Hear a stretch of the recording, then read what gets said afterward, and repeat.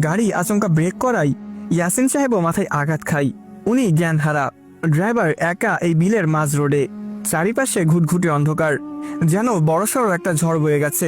Ambulance driver ফোনের আলো জ্বালিয়ে চারপাশে মেরে যাচ্ছে। দরজা আর গ্লাস বন্ধ থাকায় নিজেকে সেফ ভাবছেন উনি। হাসিবের চাচার জ্ঞান হারানো, মা বাবাও পেছনে লাশের মতো পড়ে আছে। অ্যাম্বুলেন্স ড্রাইভারের বুকের ধুকপুকুনের শব্দ চারপাশে যেন ছোটাছুটি করছে। পরিস্থিতি স্বাভাবিক হয়ে গেছে ভেবে উনি আবার অ্যাম্বুলেন্স স্টার্ট দেওয়ার চেষ্টা করে। কয়েকবার স্টার্ট দেওয়ার পরেও উনার চেষ্টা ব্যর্থ হয়। একদিকে ভয়, অন্যদিকে এখানে ফেসে যাওয়ার রাগ, দুইটাই উনার মস্তিষ্কে ঘুরপাক খাচ্ছে। জেদ করে উনি আরো কয়েকবার অ্যাম্বুলেন্স স্টার্ট দেওয়ার চেষ্টা করলেন, কিন্তু কোনো মতেই কোনো কাজ হচ্ছিল না। বাহিরে তাকিয়ে দেখে চারপাশে কোনো জনবহুল নেই। আবারও ডানে বামে নজরবাজ করতে করতে উনার চোখ আটকে যায় সেই গ্রামে, অর্থাৎ যেটি রাস্তার ডান পাশে বিলের পর। ছোট্ট একটা লাইট দেখা যাচ্ছে।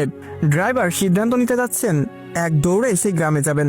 আবার ভাবেন গাড়ি থেকে নামলেই যদি কিছু হয়ে যায়। উপায়ন্তর না পেয়ে ড্রাইভার এবার হাসিবের চাচাকে ডাকতে শুরু করলেন। কয়েকবার ডাকার পরেও উনার জ্ঞান ফেরার কোনো নামগন্ধ নেই। এরপর অ্যাম্বুলেন্স ড্রাইভার ফোনের আলোতে সিটের পাশ থেকে পানির বোতল বের করলো। বোতল হাতে নিয়ে ফোন রাখলেন পায়ের উপর। কাপা কাপা হাতে তিনি বোতলের মুখ খুললেন। এরপর সজোরে সব পানি নিক্ষেপ করলেন হাসিবের চাচার মুখে। আচমকা পানির স্পর্শ পেয়ে হাসিবের চাচা লাফ মেরে উঠলেন। উঠতেই তিনি কান্না শুরু করে দেয়। আমার ভাতিজার লাশটা নিয়ে গেছে শয়তানগুলা। কান্না দেখে ড্রাইভার ওনাকে শান্ত করার জন্য বলে, চাচা কান্না করে কোনো লাভ নেই, এখন আমাদের নিজেদেরকে বাঁচাতে হবে। ওই দেখুন সামনে একটা গ্রাম, বিলটা পার হয়ে আমরা যদি ওই গ্রামে যেতে পারি তবে রাতটা কাটিয়ে দিতে পারবো। আসুন। ড্রাইভারের কথায় হাসিবের চাচা হ্যাঁ সম্মতি দিলেন। ড্রাইভারও এবার মোটামুটি সাহস পাচ্ছেন। তিনি হুট করে দরজা খুলে দৌড়ে যান পেছনে। ড্রাইভার মূলত এসেছিল হাসিবের মা বাবাকে তোলার জন্য, কিন্তু পেছনে আসতেই উনি দেখেন অ্যাম্বুলেন্স থেকে কিছুটা দূরে রাস্তার মাঝে হাসিবের লাশ পড়ে আছে, এবং সেই লাশের উপর 4-5টা কালো অভায়ব।